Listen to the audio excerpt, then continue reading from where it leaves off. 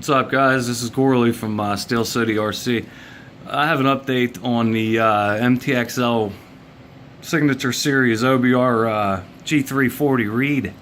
Okay, I was having an issue with the linkage. I wanted to eliminate that pivot. I showed you guys in a previous video what I was trying to do here. I used a TPS brand servo horn here. Okay, it's kind of shaped like a boomerang. All right, and then today I just barely got new linkage from DDM. This is made for the 5B reed. Okay, it has a quick disconnect that attaches up on the carburetor up there. I'll try to spin it around and show you guys in a minute here. But this is eliminating the need for that pivot point up here in two different linkages, you know what I mean, for the throttle. And then by doing this, all it did was reverse how the brakes work. Okay, the brakes were originally pulling this way to brake. Okay, now they're pushing that way. So the brakes will work either direction. So all it did is just reverse the way the servo is working, okay, by eliminating that pivot.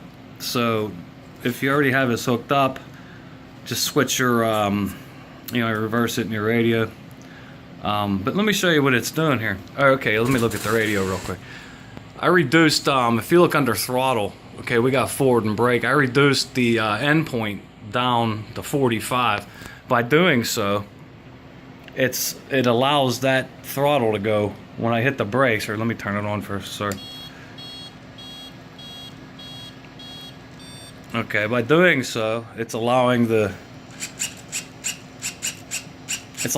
to hit the brakes. This has to pivot backwards, obviously, because the way the servo horn's turning, okay?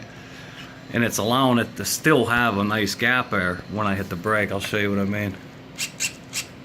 It looks like it's hitting the head, but if you get it the correct angle, it's not hitting the head, okay? And then by hitting the brake, or the gas, I'll show you what I mean here. Okay, having that pivot point up at the throttle arm is what's allowing that to actually go backwards without any binding or nothing. So I'm liking this setup. Seems like it's working really well for me. It did take quite a bit for me to figure out what I wanted to do with it. I had a lot of fabrication on this. It was a nightmare, but whatever. Hopefully, once I get this thing running, it's going to be sweet. See if I can spin it around without knocking my radio down. See if I can get an angle up in there and see that linkage. Alright, see, it has like a quick disconnect right here.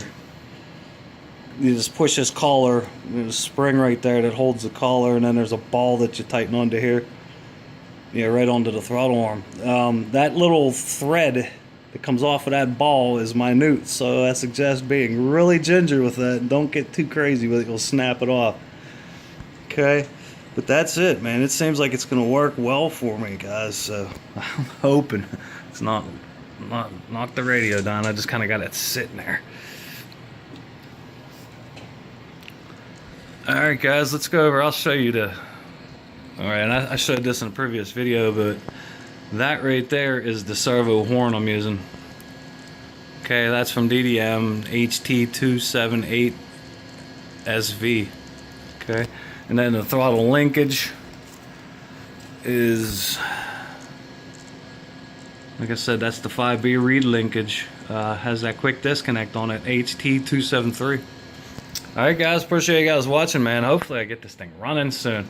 It's so cold outside that I got the kerosene heater and stuff going, man. It's a nightmare here in Pennsylvania, but it is what it is. Once it warms up a little bit, we'll get out and run this baby. Appreciate you guys watching. Thanks.